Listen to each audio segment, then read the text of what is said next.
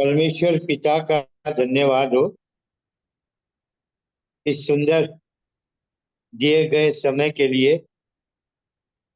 और जूम के द्वारा इस सेवकाई में प्रभु हमारी बड़ी सहायता करे, किसी भी प्रकार का विघ्न ना होने पाए। हमारा अध्ययन जिसके लिए हम कुछ पदों को पढ़ेंगे, मत्ती रचित सुसमाचार और उसका 24 अध्याय, gospel of Matthew chapter 24 verse 42, 43 and 44। मत्ती का 24 अध्याय 42, 43 और 44 आयत। यहाँ इस प्रकार लिखा है, इसलिए जागते रहो, क्योंकि तुम नहीं जानते कि तुम्हारा प्रभु किस दिन आएगा। परंतु ये जान लो कि यदि घर का स्वामी जानता होता कि चोर किस पहर आएगा, तो जागता रहता और अपने घर में सेंध लगने ना देता। इसलिए तुम भी तैयार रहो, क्योंकि जिस घड़ी के विषय में तुम सोचते भी नहीं हो, उसी घड़ी मनुष्य का पुत्र आ जाएगा। छोटी सी प्रार्थना करेंगे। प्रेमी पिता, दयालु परमेश्वर, हम आपका धन्यवाद करते हैं। सहायता करिए, वचन को पढ़ा है, जरूरी है आपका आत्मा हमसे बातें करे, क्योंकि जब तक आप ही अपने वचन का प्रकाशन ना दे, हम क्या तो जानेंगे, क्या सीखेंगे और क्या समझेंगे। इसलिए प्रभु हमारी आंखें आपकी ओर लगी हैं। अपने निकम्मे दास पर भी दया करिए, क्रूस की आड़ में छिपाइए, अपने लहू से धो दी। हमारे चारों ओर भी जहाँ जहाँ हम लोग हैं, लहू का बाड़ा लगा दी। प्रार्थना सुनिए, मांग लेते हैं उद्धार करता प्रभु यीशु के ऊंचे और पवित्र नाम में, आमीन। मेरा इन दिनों में जहाँ भी अवसर मिलता है वचन की सेवा के लिए, मैं प्रभु यीशु मसीह के आगमन को ही प्रचार करना चाहता हूँ, क्योंकि आज के वर्तमान समय का जिसे हमें पहचानना चाहिए, बहुत ही जरूरी है ये जानकर कि प्रभु यीशु मसीह का आना जब निकट है, तो वर्तमान में जो कुछ घटनाएं हमारे चारों ओर घटती जाती हैं, या ऐसे चिन्ह जिन्हें खुद प्रभु यीशु मसीह ने दिए, कि जब हम इन चिन्हों के अनुसार होता देखें तो जान ले कि प्रभु का आना कितना निकट है। यदि आप समय निकालकर मत्ती रचित सुसमाचार और उसका 24 अध्याय, मरकुस रचित सुसमाचार और उसका 13 अध्याय, और लूका रचित सुसमाचार उसका 21 अध्याय, जो इन दिनों में हमारे लिए जरूरी है कि हम बार बार पढ़ें, ताकि हम इस बात को जान सकें कि जैसा प्रभु ने कहा कि जब तुम इन बातों को होते देखो तो जान लो कि मेरा आना निकट है। हमने अभी मत्ती के 24 अध्याय में से पढ़ा, और 42, 43 और 44 पद, यहाँ इस बात को दिखाया गया किस तरीके से प्रभु यीशु मसीह का आना होगा, अर्थात चोर की नाई। और चोर का आना हम लोग जानते हैं। चोर आएगा तो वो इस बात को देखेगा, जिस घर में मुझे चोरी करनी है उस घर के लोग बिल्कुल आराम से गहरी नींद में सो रहे हैं, तभी चोर चोरी कर सकता। मेरे प्रिय, प्रभु यीशु मसीह ने खुद यहाँ पर इसी बात को बताया। जब हम 43 पद पढ़ते हैं, लिखा है, परंतु ये जान लो कि यदि घर का स्वामी जागता घर का स्वामी जानता होता कि चोर किस पहर आएगा तो जागता रहता और अपने घर में सेंध लगने ना देता। इसलिए तुम भी तैयार हो, क्योंकि जिस घड़ी के विषय में तुम सोचते भी नहीं हो उसी घड़ी मनुष्य का पुत्र आ जाएगा। इन बातों पर ध्यान करते हैं तो एक शब्द हमारे सामने आता है, अचानक, सडनली, जब हम सोचते भी नहीं हो। और मेरे प्रिय, परमेश्वर का वचन हमारे पास है, हमारे हाथों में है। हम परमेश्वर के वचन को सुनते हैं और इन दिनों में किस तरीके से परमेश्वर के दास संत लोग अपने दिए गए वचनों को, जो पवित्र आत्मा की अगुवाई से मिलता है, हमको सचेत करते हैं। उन वचनों के द्वारा हमारे अंदर जागृति आए, हम जागने को समझ सके। क्योंकि यदि प्रभु यीशु मसीह के आगमन को चोर के समान जब आने से तुलना की गई है, तो चार जगह पर प्रभु यीशु मसीह का आना जो चोर के समान है, उसका वर्णन हमको मिलता है। और मैं चाहूंगा उन चार जगहों से हम पढ़ लेंगे, ताकि जब हमको समय मिले तो हम भी अध्ययन कर सकेंगे। सबसे पहले मेरे साथ आइएगा पहला थिस्सलुनीकियों और उसका 5वां अध्याय और उसका 2 पद हम लोग पढ़ेंगे। पहला थिस्सलुनीकियों उसका 5वां अध्याय और उसका 2 पद, यहाँ लिखा है, क्योंकि तुम आप ठीक जानते हो कि जैसा रात को चोर आता है वैसा ही प्रभु का दिन आने वाला है। ये पहली जगह है जहाँ प्रभु के आगमन को दिखाया गया कि वो चोर के समान आएगा। अब दूसरी जगह देखिए, दूसरा पत्रस, 2 पीटर और उसका 3रा अध्याय, 2 पीटर 3rd चैप्टर वर्स 10, दूसरे पत्रस के 3रे अध्याय के 10 पद को, जहाँ लिखा है, परंतु प्रभु का दिन चोर के समान आ जाएगा। उस दिन आकाश बड़ी हड़हड़ाहट के सबसे जाता रहेगा और तत्व बहुत ही तप्त होकर पिघल जाएंगे और पृथ्वी और उस पर के काम जल जाएंगे। मेरे प्रियो, ये दूसरी जगह है जहाँ हम इस बात को पाते हैं। फिर तीसरी, प्रकाशित वाक्य के 3रे अध्याय में आना पड़ेगा। बुक ऑफ रेवलेशन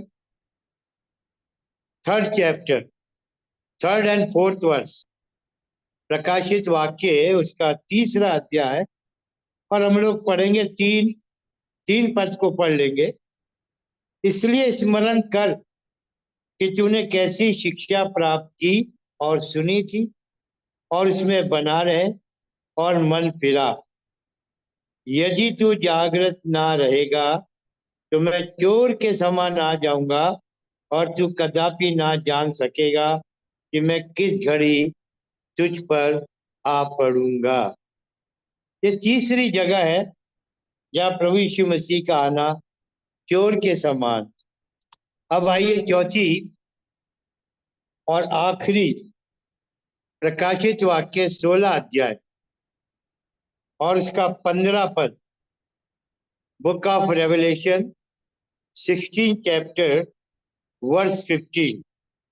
देखिए क्या लिखा है, देख मैं चोर के समान आता हूँ, धन्य वो है जो जागता रहता है और अपने वस्त्र की चौकसी करता है कि नंगा ना फिरे और लोग उसका नंगापन ना देखें। हमने 4 जगह से इस बात को देखा, प्रभु यीशु मसीह आएगा, चोर के समान आएगा, अर्थात अचानक से। और इतना समय हमें एक ही बार में नहीं मिलता कि हम चारों जगहों से अध्ययन कर सकें, पर हाँ, जैसा जैसा प्रभु समय देगा हम इन चारों जगहों से प्रभु के आगमन को अध्ययन कर सकेंगे। पर आज के लिए दूसरे पत्रस का 3रा अध्याय और उसके 10 और 11 पद पर हम लोग अध्ययन करेंगे।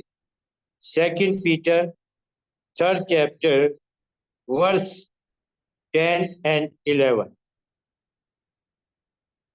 परंतु प्रभु का दिन चोर के समान आ जाएगा।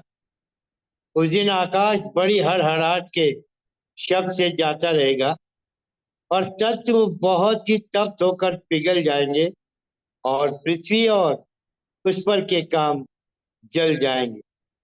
तो यहाँ पर दिखाया गया प्रियो प्रभु का दिन चोर के समान, और लिखा है उस दिन क्या होगा, आकाश बड़ी हड़हड़ाहट के शब्द से जाता रहेगा।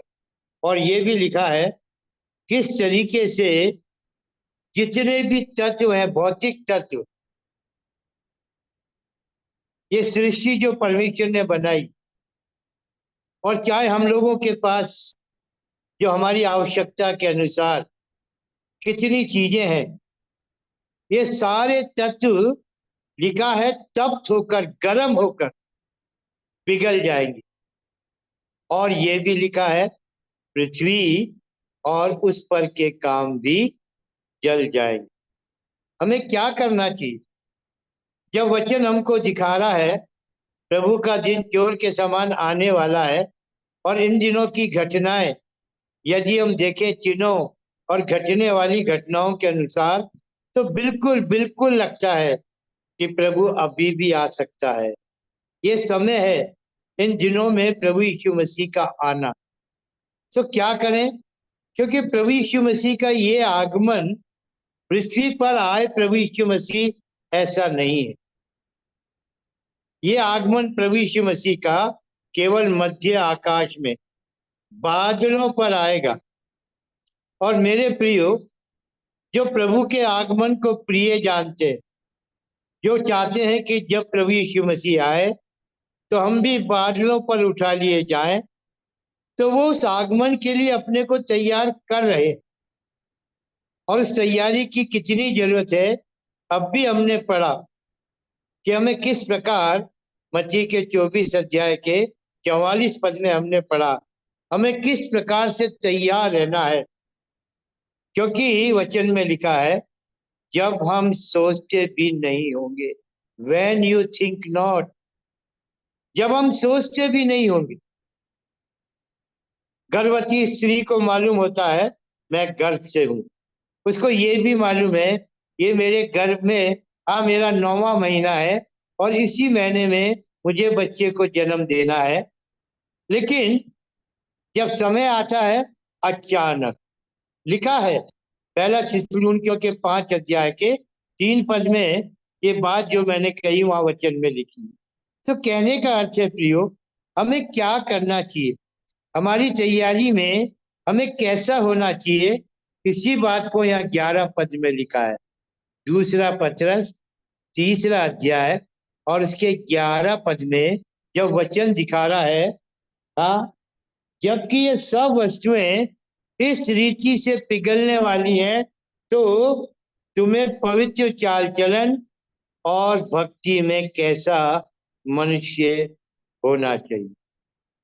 जहाँ 10 पद में प्रभु के आगमन को चोर के समान देखते हुए, जानते हुए, समझते हुए इस बात की जरूरत को कि जब प्रभु यीशु मसीह आएगा क्या मैं तैयार पाया जाऊंगा, क्या मैं बादलों पर उठा लिया जाऊंगा। क्योंकि वचन दिखा रहा 11 पद में जबकि ये सब वस्तुएं इस रीति से पिघलने वाली हैं, तो मुझे और आपको पवित्र चाल चलन और भक्ति में कैसा मनुष्य होना चाहिए।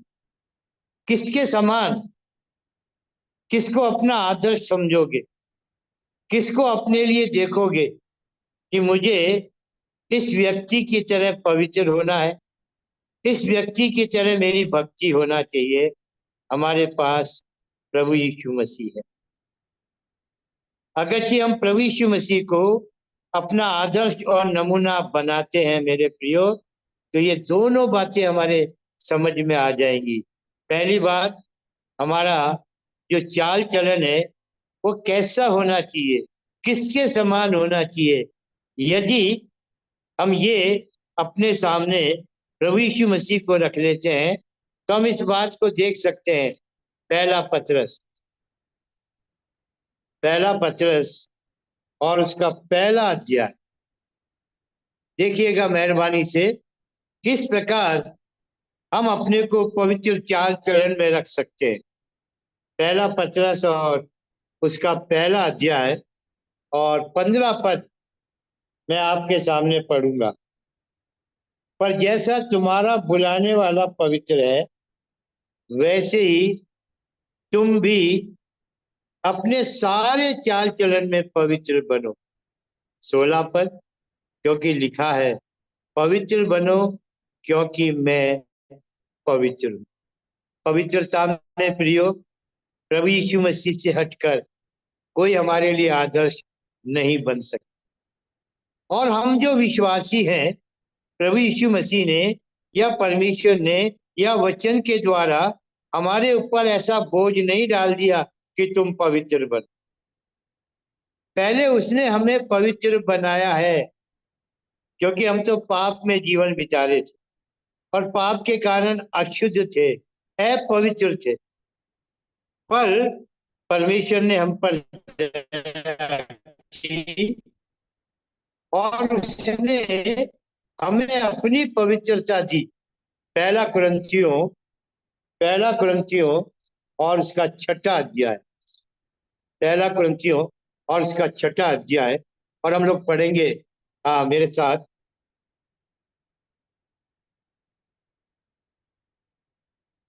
9 और 10 और 11 पद। 9 और 10 पद में तो हमारा अतीत है, पाप का जीवन है, हम कैसे थे। लेकिन 11 पद में दिखाया गया किस प्रकार हमें पवित्रता में लाया गया, और जिस प्रकार की पवित्रता, और उस पवित्रता में लाने के लिए ना केवल मेरे प्रियो प्रभु यीशु मसीह का लहू है, पर जब 11 पद को पढ़ते हैं तो वचन में लिखा है, और तुम में से कितने ऐसे ही थे, परंतु तुम प्रभु यीशु मसीह के नाम से और हमारे परमेश्वर के आत्मा से धोए गए और पवित्र हुए और धर्मी ठहरे। और तुम में से कितने ऐसे ही थे, कैसे थे। 9 और 10 पद को पढ़ूंगा मैं। 9 और 10 पद, क्या तुम नहीं जानते कि अन्यायी लोग परमेश्वर के राज्य के वारिस ना होंगे। धोखा ना खाओ, ना वैश्यागामी, ना मूर्ति पूजक, ना परस्त्रीगामी, ना लुच्चे, ना पुरुषगामी, ना चोर, ना लोभी, ना पियक्कड़, ना गाली देने वाले, ना अंधेर करने वाले, ऐसे लोग परमेश्वर के राज्य में नहीं जाएंगे, वो परमेश्वर के राज्य के वारिस नहीं होंगे। और लिखा है, और तुम में से कितने ऐसे ही थे। मैं जो आपसे बात कर रहा हूं, मैं भी अपने अतीत में ऐसा ही घिनौना था। 9-10 पद में जितनी बातें दी गई हैं, उनमें से अधिक अधिक बातें मेरे जीवन में थी। इतना घिनौना पापी, लेकिन वचन में कितना परमेश्वर की दया करुणा जिनके ऊपर हुई, वचन दिखा रहा है किस प्रकार हमें धोया गया प्रभु यीशु मसीह के नाम से भी। और विशेष करके मुझे ये इतना प्यारा लगता है जब हम पढ़ते हैं, और हमारे परमेश्वर के आत्मा से धोए गए। परमेश्वर तो आत्मा है, उसने हमें धोने के लिए कोई चीज को ना तो स्वर्ग में से ली, ना इस पृथ्वी पर से ली। वो आत्मा है, और लिखा है परमेश्वर ने अपने आत्मा से हमको धोया। सोचिएगा प्रियो, इस पवित्रता का मूल्य, ये पवित्रता, हम वचन कह रहा पवित्र किए गए, और ना केवल पवित्र किए गए पर हमको धर्मी भी ठहरा। पर दुख होता है जब आज विश्वासी लोग इस पवित्रता को बनाए नहीं रखते। इस पवित्रता के जीवन को जीने के लिए कीमत नहीं चुकाता। पवित्रता तो हमारे लिए है, पवित्र किए गए, पर जरूरत किस बात की है, हम इस पवित्रता को बनाए रखें, और ये प्रतिदिन के जीवन के लिए। क्योंकि ये सच है कि हमारी जड़ में पाप है, पाप हमारे जीवन में आता है, कितनी बार हम अपवित्र हो जाते हैं। पर क्या प्रिय, हम इतने सचेत और जागृत हैं, क्या हमारा विवेक इतना जागृत है कि यदि ऐसा कुछ हो जाता है तो हम इस पवित्रता के प्रति कितने सचेत हैं कि एकदम प्रभु यीशु मसीह के लहू को क्लेम कर ले। क्योंकि प्रभु यीशु मसीह ने इस पवित्रता के लिए जो मुझे और आपको दी गई, क्रूस के ऊपर अपना लहू बहाया है, उसने दुख उठाया है। फाटक के बाहर इब्रानियों का 13 अध्याय, इब्रानियों का 13 अध्याय और उसका 12 पद, इब्रानियों का book of Hebrew 13 chapter verse 12, देखिए लिखा है, इसी प्रकार यीशु ने भी लोगों को अपने ही लहू के द्वारा पवित्र करने के लिए फाटक के बाहर दुख उठाया। फाटक के बाहर, यरूशलेम के बाहर, गुलगत्ता की पहाड़ी पर, छावनी के पास लिखा है। हाँ, इसी कारण यीशु ने भी लोगों को अपने ही लहू के द्वारा पवित्र करने के लिए। और आज विश्वासी क्या इस पवित्रता को जानता है, इस पवित्रता के अनुभव में बने रहता है? ये जरूरी है प्रियो, क्योंकि प्रभु का आना निकट है और हमें सचेत किया जा रहा है और ये दिखाया जा रहा है प्रभु का आना अचानक से होगा, अचानक से। When you think not, जब तुम सोचते भी नहीं हो। क्योंकि हर विश्वासी जो इन दिनों को देख रहा है, प्रभु के आगमन के लिए उन घटनाओं को और इन चिन्हों को जो प्रभु यीशु मसीह ने दिए, उनको पूरा होते हुए भी देख रहा है, तो सच है विश्वासी अपने को तैयार कर रहा है। पर क्या उन तैयार होने वाले विश्वासियों में मैं और आप हैं? और यदि हम हैं तो प्रियो, इस पवित्रता को देखो। इस पवित्रता के लिए कीमत क्या चुका सकते हैं? पहले इस पवित्रता के लिए जो किया गया उसको देखो। परमेश्वर ने अपने आत्मा से धोया प्रियो, परमेश्वर ने अपने आत्मा से इस पापी मनुष्य को, इस मिट्टी के मनुष्य को जिसने पाप किया, और पाप के कारण लिखा है तुम मिट्टी ही तो है। उत्पत्ति के 3:19 में, हाँ मिट्टी से बनाया गया, मिट्टी में मिल जाएगा। ऐसे ऐसे मनुष्य से परमेश्वर ने प्रेम किया। चलो, परमेश्वर ने प्रेम किया, अपने पुत्र को दे दिया, और परमेश्वर और पुत्र ने क्या कर दिया? मुझे और आपको पवित्र बनाने के लिए परमेश्वर ने अपने आत्मा से धोया, प्रभु यीशु मसीह ने अपने लहू से धोया, दुख उठाया, दुख, ताकि हम अशुद्ध ना रहें, अपवित्र ना रहें।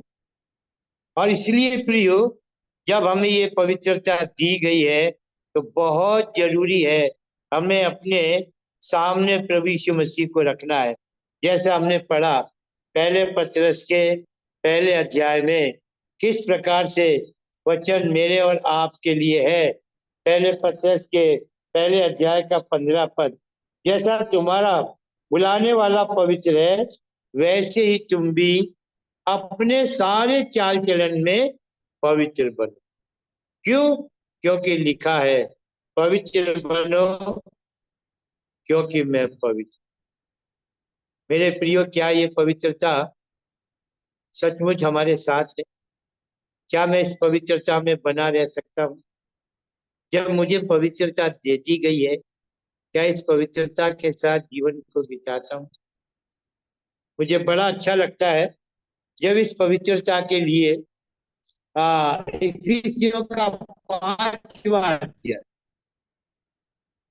इफिसियों का 5वां अध्याय, वहां बड़े अच्छे तरीके से इस पवित्रता के लिए दिखाया गया। इफिसियों का 5वां अध्याय और 3 पद से लेकर 6 पद तक मैं आपके सामने पढ़ूंगा। Efficiency 5th chapter verse 3, 4, 5 and 6 लिखा है, जैसा पवित्र लोगों के योग्य है वैसे ही तुम में व्यभिचार और किसी प्रकार के अशुद्ध काम या लोग की चर्चा तक ना हो। पवित्रता के अंदर क्या क्या जरूरी है। हाँ, कितनी बार हम सोचते हैं पवित्र रहना है तो ठीक है, हम पवित्र हैं, लेकिन पवित्रता को बनाए रखने के लिए यह वचन दिखा रहा है, ना तो व्यभिचार के साथ हमारा जीवन होना चाहिए और न किसी प्रकार के अशुद्ध कामों के साथ, और तो और लोभ और लालच भी। 4 पद में देखिए, और ना निर्लजता, ना मूर्खता की बातचीत की, ना ठट्टे की, क्योंकि ये बातें शोभा नहीं देती, वरन धन्यवाद ही सुना जाए। मैंने तो देखा, बहुत अच्छे से देखा, विश्वासी भाई बहनों को, मैं किसी पे उंगली नहीं उठा रहा, एक सच्चाई है सामने, कि हम कितने आसानी से आपस में बैठकर ठट्टे और ऐसी ऐसी बातें जो निर्लजता की है, कभी कभी हम जो उद्धार नहीं पाए हैं उन लोगों के साथ उठते बैठते हैं, तो जैसी बातें वो कर रहे हैं वैसी बातें हम भी कर लेते हैं। अगर कि वो झूठ बोल रहे हैं, हम भी झूठ बोल रहे हैं। अभी पिछले दिनों में 2 परिवारों के मेल के लिए, हाँ, मैं कोशिश कर रहा था प्रार्थना के साथ, तो एक परिवार ने कहा जब आप उनके पास जाओ तो ऐसा कहना, ऐसा कहना, ऐसा कहना। क्या क्या कहना? वो सब झूठ। अब उन्होंने क्या चाहा, मैं उनके फेवर में झूठ बोलूं। कभी कभी प्रियो, हमें असमान जुए के साथ जुटना ये नहीं होना चाहिए। उनकी बातों में उनका फेवर करें, नहीं होना चाहिए। वचन में लिखा है, ना ठट्टे की बातें, ना निर्लजता की बात, क्योंकि लिखा है ये बातें अच्छी नहीं, ये बातें सुहाती नहीं, शोभा नहीं देती। पर यदि हमारे मुंह से कुछ निकलना है तो वो केवल धन्यवाद की बात। और पढ़ूंगा मैं 5 पद में, देखिए क्या लिखा है, क्योंकि तुम ये जानते हो कि किसी व्यभिचारी या अशुद्ध जन या लोभी मनुष्य की जो मूर्ति पूजा के बराबर है, मसीह और परमेश्वर के राज्य में मिरास नहीं। कोई तुम्हें व्यर्थ बातों से धोखा ना दे, क्योंकि इन्हीं कामों के कारण परमेश्वर का क्रोध आज्ञा ना मानने वालों पर भड़कता है। मैंने देखा पवित्रता के विषय में बहुत बार बहुत से दासों के द्वारा, धन्य वो दास जो पवित्रता के विषय में गंभीर होकर अपने लोगों के लिए, कलीसिया के लिए वचन की बातों को सामने लाते हैं। कितनी प्यारी तौर से प्रियो, हमें केवल पवित्रता को एक व्यभिचार से जोड़ के नहीं रखना, क्योंकि कितनी बार यही सोचा जाता है पवित्रता का मतलब है हमें व्यभिचार नहीं करना है। जैसे पहला थिस्सलुनीकियों, और उसका 4था अध्याय, फर्स्ट थिस्सलुनीकियंस और 4th चैप्टर, और देखिए 3rd वर्ष में क्या लिखा।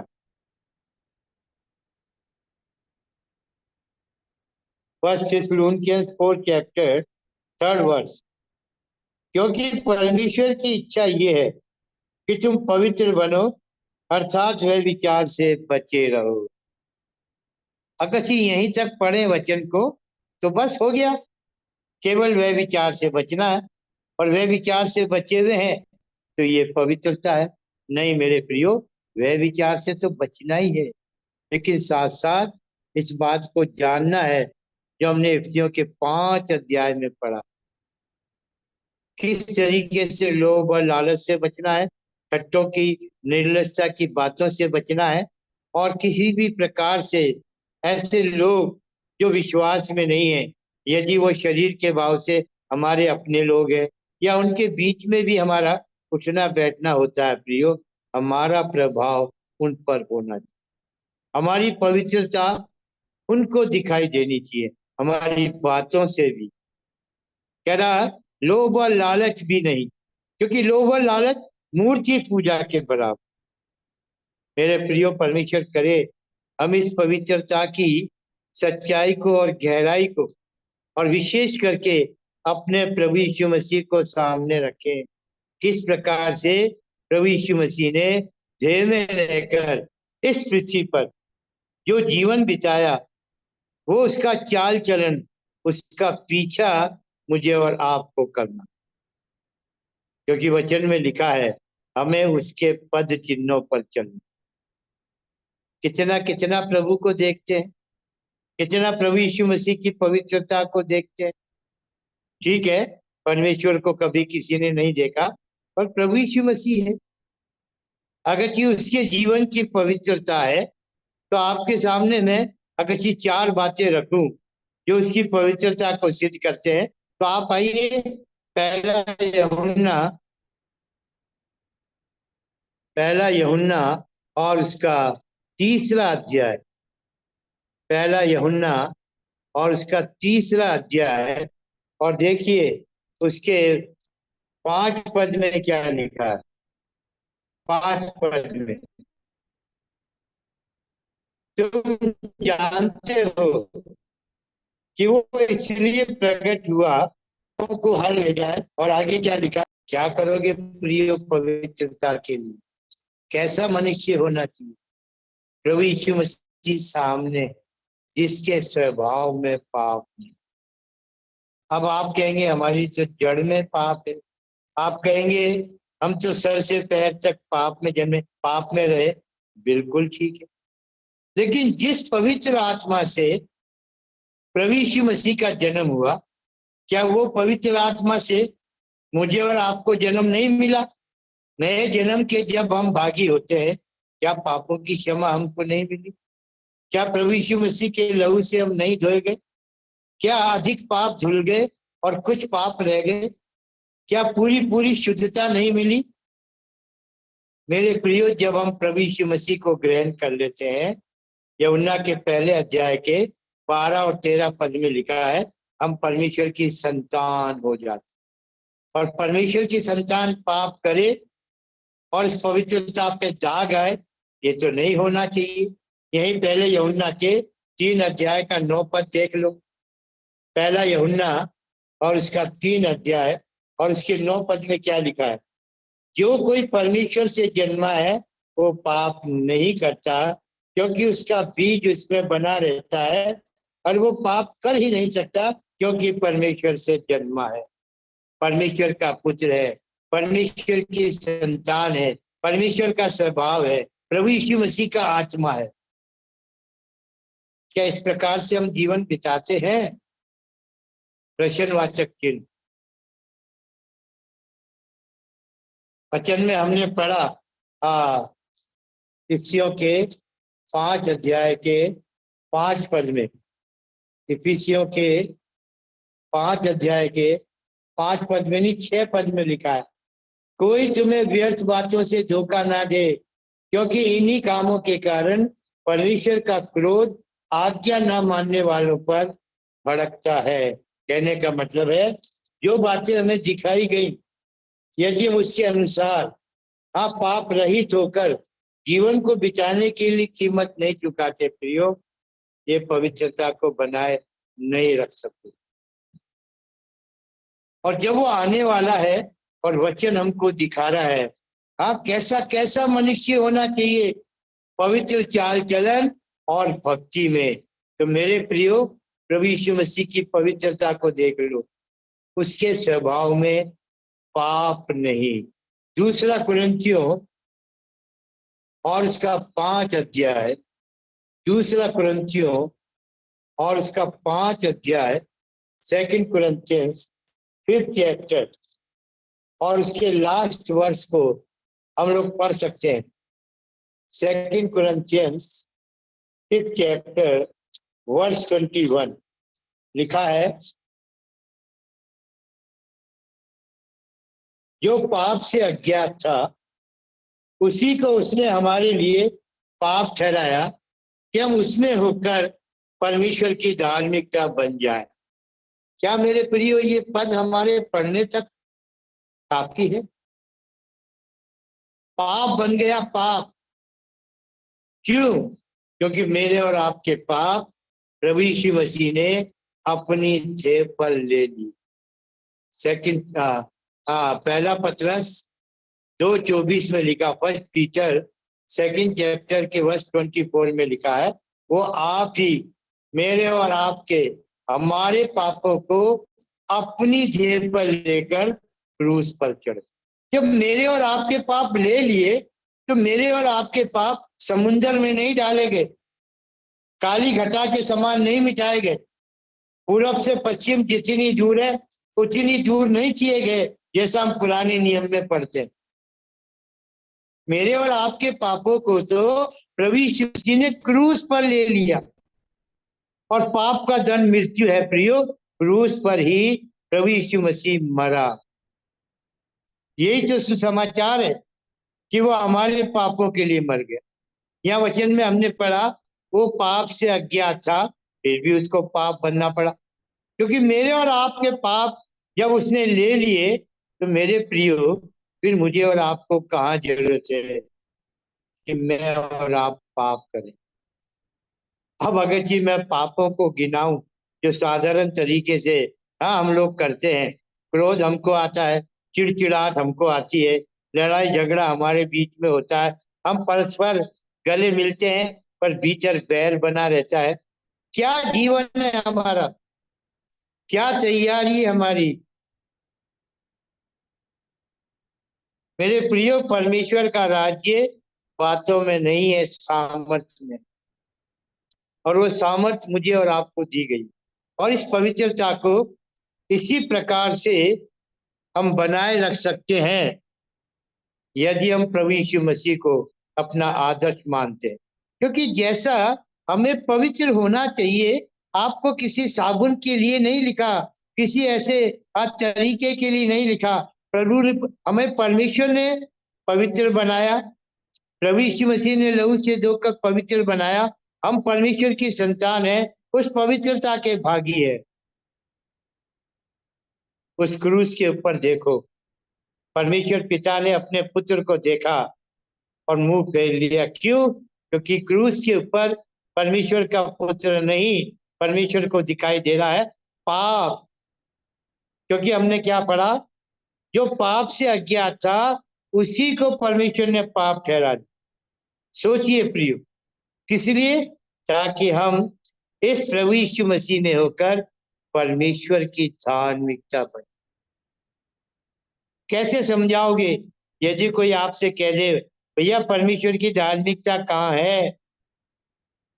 यहाँ तो वचन कह रहा है प्रभु यीशु मसीह में होकर मेरे और आपके लिए तुम उसकी धार्मिकता हो। जो पाप से अज्ञात था परमेश्वर ने उसी को पाप ठहराया कि हम प्रभु यीशु मसीह में होकर परमेश्वर की धार्मिकता बन जाए। ये प्रिय प्रभु यीशु मसीह की पवित्रता। और भी देखना चाहें, पहला पतरस और इसका दूसरा अध्याय, ये प्रभु यीशु मसीह की पवित्रता है जिसको हम अपने सामने रखते हैं। 22 पद में लिखा है, 22 पद से, first Peter second chapter verse 22, ना तो उसने पाप किया और ना उसके मुंह से छल की कोई बात निकली। वो गाली सुनकर गाली नहीं देता था और दुख उठाकर किसी को भी धमकी नहीं देता था, पर अपने आप को सच्चे न्याय के हाथ में सौंपता था। मेरे प्रियो, इस बात पर घमंड मत करना कि ये तो हमें मालूम है, हम तो बाइबल पढ़ते हैं। अगर कि बाइबल पढ़ते हैं और इन बातों पर अध्ययन करते हैं तो ये अध्ययन केवल किताबी ज्ञान नहीं, हमारे जीवन का अनुभव, मेरे और आपके जीवन का अनुभव। मेरे प्रियो, जिस बात पर हम विश्वास करते हैं, सरल तरीके से समझिए, जिस बात पर हम विश्वास करते हैं वो बात क्या है? जिसको हम जान गए। जब जानना और विश्वास करना जोड़ दिया जाता है तो वो मेरा और आपका अनुभव बन जाता है। कागज पर लिखिए, विश्वास प्लस जानना इज इक्वल टू अनुभव। और इस पवित्रता को मुझे और आपको दिया गया है। और दूसरा पत्रस का 3 अध्याय और 11 पद मांग कर रहा है, जबकि ये सब चीजें इस रीति से पिघलने वाली हैं, तो वचन क्या मांग कर रहा है? मुझे और आपको पवित्रता में और चाल चलन, भक्ति में, पवित्र चाल चलन और भक्ति में कैसा मनुष्य होना चाहिए। देख लिया, प्रभु यीशु मसीह के समान ऐसा पवित्र जीवन। यदि इस प्रकार से हम जीवन बिताएंगे प्रियो, तो सचमुच होगा कि जब प्रभु यीशु मसीह आएगा, चोर के समान आएगा, अचानक से आएगा। अचानक को समझो प्रियो, सडनली, अचानक। एलिया चला जा रहा है, एलिशा भी उसके साथ साथ है। एलिशा एलिया को नहीं छोड़ रहा है, लेकिन जब एलिया उठा लिया गया, हाँ, तो क्या बात है, अब अचानक, अचानक। थोड़ा सा पढ़ेंगे, मेरे साथ है, ये लूका रचित सुसमाचार, लूका रचित सुसमाचार और उसका 21 अध्याय। लूका रचित सुसमाचार और उसका 21 अध्याय। और मैं पढ़ूंगा आपके सामने 34 पद से लेकर 36 पद तक। Luke 21 chapter verse 34, 35 and 36। इन पदों को क्यों पढ़ना है? अचानक को समझने की। वर्स 34, इसलिए सावधान रहो, ऐसा ना हो कि तुम्हारे मन कुमार और मतवालेपन और इस जीवन की चिंताओं से सुस्त हो जाए, और वो दिन तुम पर फंदे के समान अचानक आ पड़े। उदाहरण दिया, फंदे के समान, क्योंकि जब शिकारी फंदा लगाता है तो वो इसी तरीके का फंदा होता है जिस फंदे के नीचे पक्षियों के लिए दाना डाला जाता है। और पक्षियों को दाना तो दिखता है, फंदा नहीं दिखता। मेरे प्रियो, ये वर्तमान समय और वर्तमान समय की घटनाएं ये फंदे की तरह है। हमें सावधान होना है। लिखा है वचन में, और इस जीवन की चिंताओं में सुस्त ना हो जाए, और वो दिन तुम पर फंदे के समान अचानक आ पड़े, क्योंकि वो सारी पृथ्वी के सब रहने वालों पर इसी प्रकार आ पड़ेगा। इसलिए क्या करो? जागते रहो और हर समय प्रार्थना करते रहो कि तुम इन सब आने वाली घटनाओं से बचने और मनुष्य के पुत्र के सामने खड़े होने के योग्य बनो। हर समय प्रार्थना करते रहो। और क्या लिखा है? इन आने वाली घटनाएं, ये जो महाक्लेश आपके सामने आ रहा, अगरचे प्रभु यीशु मसीह के आगमन पर जो केवल बादलों तक सीमित है, यदि हम तैयार होकर उसके आने पर बादलों पर नहीं उठाए तो उसके बाद महाक्लेश। क्या है हमारी तैयारी? 36 पद में लिखा है, इसलिए जागते रहो और हर समय प्रार्थना करते रहो कि तुम इन आने वाली घटनाओं से बचने और मनुष्य के पुत्र के सामने खड़े होने के योग्य बनो। मैं पढ़ूंगा पहला थिस्सलुनीकियों और उसका पहला अध्याय।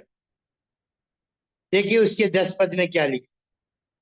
पहला थिस्सलुनीकियों और उसका पहला अध्याय और उसका 10 पद।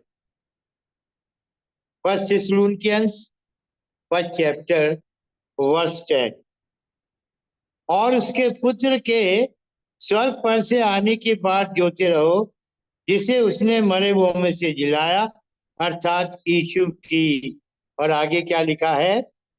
जो हमें आने वाले प्रकोप से बचाता है, जो हमें महाक्लेश में जाने से बचाता है, जो हमें तैयारी में इसलिए कि हम जागते रहें, प्रार्थना करते रहें, ये जानकर कि प्रभु का दिन चोर के समान अचानक से आ जाएगा।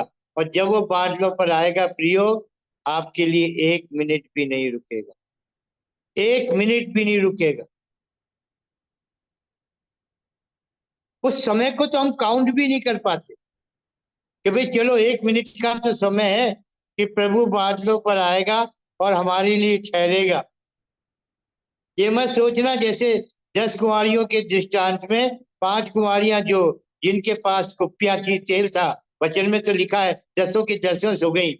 आधी रात को धूम मची कि देखो देखो दूल्हा आ पहुंचा, और वो सब अपनी अपनी मशालें तैयार करने लगी। मतलब जो 5 समझदार कुंवारियां थी, उनने भी मशालों को तैयार किया। उनने भी क्या कुप्पियों में से मशालों में तेल डाला। क्या उनके लिए इतना समय था? पर मेरे और आपके लिए इतना भी समय नहीं। पहला कुरिन्थियों का 15 अध्याय मैं खत्म करने जा रहा हूं समय को देखकर। पहला कुरिन्थियों और इसका 15 अध्याय, और मैं आपके साथ पढ़ूंगा 51, 52, 51 और 52 पद। पहला कुरिन्थियों का 15 अध्याय, उसका 51 और 52 पद। देखिए, इट इज मिस्ट्री। क्या लिखा है 51 पद में? देखो, मैं तुमसे भेद की बात कहता हूं, हम सब नहीं सोएंगे, परंतु सब बदल जाएंगे। और यह क्षण भर में, पलक मारते ही, अंतिम तुरही फूंकते ही होगा। क्योंकि तुरही फूंकी जाएगी और मुर्दे अविनाशी दशा में उठाए जाएंगे और हम बदल जाएंगे। कभी समय निकालकर पहला थिस्सलुनीकियों का 4 अध्याय 13 पद से पढ़ो। ये सब बातें आपके सामने आ जाएगी। मैं फिर पढ़ूंगा 51 और 52 पद को। देखो, मैं तुमसे भेद की बात कहता हूं, हम सब नहीं सोएंगे, परंतु सब बदल जाएंगे। और इस क्षण भर में, पलक मारते ही, अंतिम चुर्री के फूंकते ही होगा। क्योंकि चुर्री फूंकी जाएगी और मुर्दे अविनाशी दशा में उठाए जाएंगे। कौन से मुर्दे? जो प्रभु यीशु मसीह के बादलों पर आने से पहले यदि मर गए, प्रभु यीशु मसीह में सो गए, प्रभु की बाट जोते जोते अगची वो सो गए, ये पहले जी उठेंगे। और तब हम जो जीवित रहेंगे, जो तैयारी में प्रभु यीशु मसीह की बाट जो रहे हैं, प्रभु यीशु मसीह बादलों पर आएगा, हर एक आंख नहीं देखेगी, पर जो तैयार हो गए, सडनली अचानक से, लिखा है प्रियो, पलक झपकते ही करेंगे काउंट। पलक झपकने के टाइम पे मेरे से तो नहीं हो रहा काउंट। इसलिए मेरी तो एक ही समझ है, परमेश्वर अपने आत्मा के द्वारा मेरी और आपकी सहायता करे कि सचमुच हम इतनी तैयारी में रह सकें कि प्रभु कभी भी आए, हम बादलों पर उठा लिए जाए। मेरे प्रियो, 4 जगह से हमने इस बात को देखा, कैसे प्रभु यीशु मसीह चोर के समान आएगा। और हमने आरंभ कहाँ से किया? मत्ती के 24 अध्याय के 42, 43 और 44 पद। क्योंकि 43 पद में लिखा है, यदि घर का स्वामी ये जानता कि आज रात को चोर आएगा, तो क्या वो जागता नहीं रहता? क्या वो अपने घर में सेंध लगने देता? इसी तरह से प्रियो लिखा है, हमें भी जागते रहना है। क्योंकि लिखा है वर्ष 44 में, इसलिए तुम भी जागते रहो, क्योंकि प्रभु का दिन अचानक से आएगा, जब तुम सोचते भी नहीं हो प्रभु यीशु मसीह आ जाएगा। परमेश्वर सहायता करे। हमने केवल एक ही बात पर ध्यान किया, उस पवित्रता को, जिसके बिना वचन में लिखा भी है इब्रानियों के 12 अध्याय के 14 पद में, सबसे मेल मिलाप रखने और इस पवित्रता के खोजी हो, जिसके बिना कोई कदापि प्रभु को ना देखेगा। मेरे प्रिय, वचन हमारे लिए है, वचन हमारे हाथों में है, वचन हमारे मुंह में है। परमेश्वर करे ये वचन हमारे जीवन को प्रभु के आगमन के लिए तैयार कर सके। भाई, परमेश्वर सहायता करे। Thank you brother. अगले फ्राइडे को भी भाई हमारे मध्य में बाइबल अध्ययन की सेवा में संदेश देंगे। आप सब लोग इस चीज का ध्यान रखें।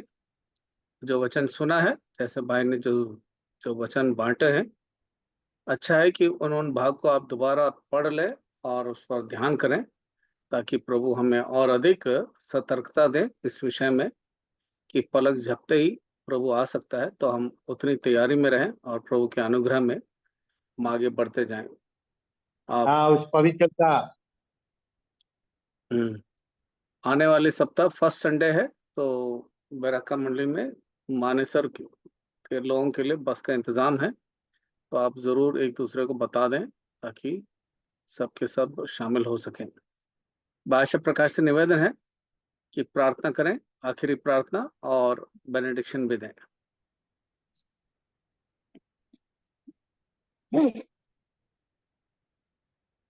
आइए हम प्रार्थना करेंगे। मेरे भले परमेश्वर, धन्यवाद के साथ प्रभु जी आपके चरणों में थोड़ा समय प्रभु जी आपने हमें बाइबल अध्ययन मीटिंग में जुड़ने के लिए दिया और अपनी बहुमूल्य वचनों के द्वारा हमें दिखाया कि हमारा प्रभु अचानक आ जाएगा चोर के समान। और इस संबंध में प्रभु जी उसके आगमन के विषय में 4 पत्रियों में हमने देखा है, और इस विषय में हमें कैसा पवित्र चाल चलन में, भक्ति में होना चाहिए, क्योंकि परमेश्वर की ये डिमांड है, ये मांग है हर एक विश्वासी जन से कि वो पवित्र बने। इस पवित्रता के विषय में हमारे प्रभु ने खुद अपनी एग्जाम्पल हमारे सामने दी है। पहला पत्रस 1:15 और 16 में। हाँ प्रभु, क्योंकि बिना पवित्रता के कोई भी मनुष्य उसे ना देखने पाएगा। सो प्रभु जी, हमें दिन प्रतिदिन इस पवित्रता की खोजी होने के लिए हमें प्रार्थना करनी है। हमारे आत्मिक जीवन की हर एक कमी घटी के सुधार के लिए प्रभु हमें नित्य प्रभु को स्मरण करना है। और क्योंकि हमें शुद्ध और पवित्र करने के लिए, धार्मिकता के मार्ग में लाने के लिए हमारे प्रभु ने इसके लिए कीमत चुकाई है। यस, वो कीमत प्रभु जी जिसके विषय में नहीं सोच सकते कि हम बुरे, दुराचारी, पापी, घिनौने लोगों के लिए मेरे मसीह ने अपना खून कलवरी क्रूस पर बहाया, ताकि हम धोए जाएं, हम माफ किए जाएं, शुद्ध किए जाएं और हम उसके ग्रहण योग्य हो सके। प्रभु मानता इन सब बातों के विषय में हमारे जीवन में बहुत कमी है। हमें देखना है और प्रयास भी करना है। रोज बरोज हमें आपके वचनों के अनुसार हमें तैयार होना, जैसा प्रभु कहता है हम उसकी वचन की आवाज को सुने कि हमारे लिए ये सब कुछ अचानक होने वाला है। हमें जागृत होने की आवश्यकता है। हम सोते ना पाए जाएं आत्मिक रीति से,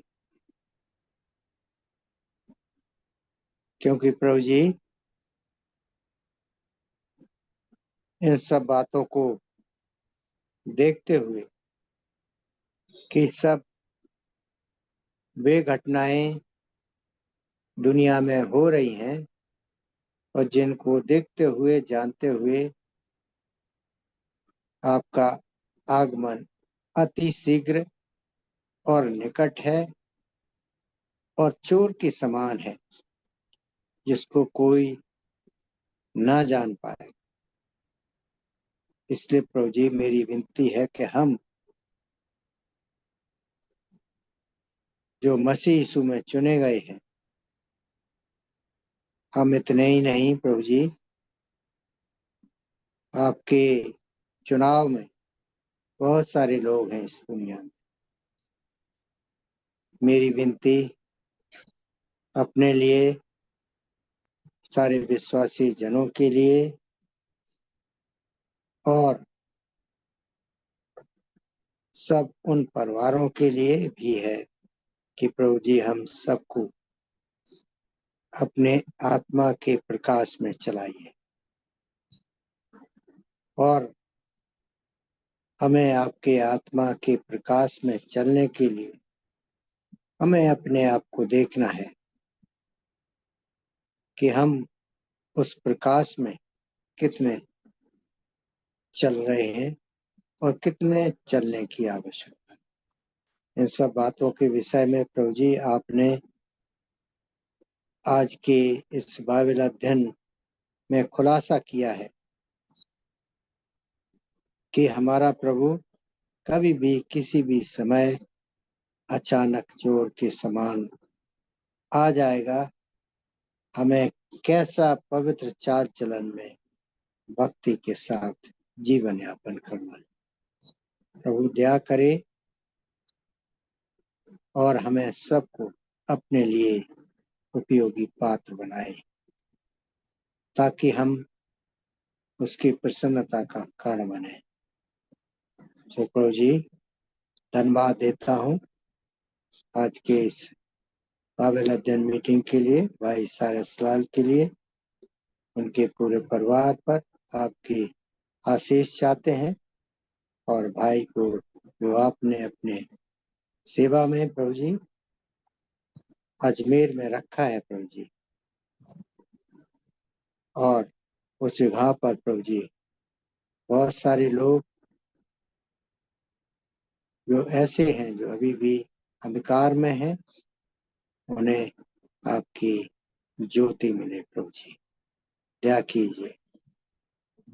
वो सब बातों को, सब कमी घटी को प्रभु जी हम स्वीकार करते हुए आपके आत्मा के प्रकाश में चलने के लिए प्रभु जी हमारी सहायता करो, क्योंकि प्रभु जी आपने हमें अपनी आत्मा से धोया है और हम फिर प्रभु जी उस अंधकार के बस में चलते हैं, जो हमारे लिए बहुत ही दुखदाई होगा।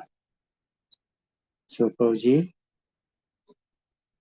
हम सब पर प्रभु जी जो स्थानीय मंडली मितेल बराका सिक्किम मानेसर प्रार्थना घर, आदेश प्रार्थना घर, जो दिल्ली के नियर बाई मंडलियां हैं, सब पर प्रभु जी आपकी दया चाहते हैं।